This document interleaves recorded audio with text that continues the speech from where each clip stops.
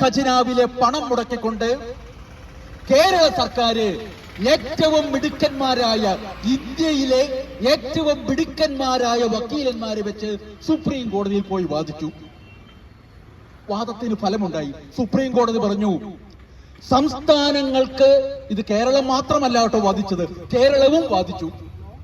Supreme കോടതി പറഞ്ഞു, സംസ്ഥാനങ്ങൾക്ക് അത്രമാത്രം താല്പര്യമാണ് എങ്കിൽ സംസ്ഥാനങ്ങളിലെ പട്ടണ സ്വഭാവമുള്ള പഞ്ചായത്തുകളെ ഈ നിയമത്തിന്റെ പരിധിയിൽ നിന്ന് ഒഴിവാക്കാം. പട്ടണ സ്വഭാവമുള്ള പഞ്ചായത്തുകളെ. കേരളത്തിലെ പിണറായി സർക്കാർ എന്താ ചെയ്തതെന്നറിയാമോ? പട്ടണ സ്വഭാവമുള്ള പഞ്ചായത്തുകൾക്ക് ഒരു മാനദണ്ഡം വെച്ചു. ആ മാനദണ്ഡം എന്താണെന്ന് അറിയണം. 10,000-ൽ കൂടുതൽ ജനസംഖ്യയുള്ള എല്ലാ പഞ്ചായത്തുകളും പട്ടണ സ്വഭാവമുള്ള പഞ്ചായത്തുകൾ. ഈ തീരുമാനത്തിന്റെ പിന്നിലെ ആ താല്പര്യം മനസ്സിലാക്കണമെങ്കിൽ മറ്റൊന്നുകൂടി ശ്രദ്ധിക്കണം. കേരളത്തിലാകെയുള്ളത് 941 പഞ്ചായത്തുകളാണ്.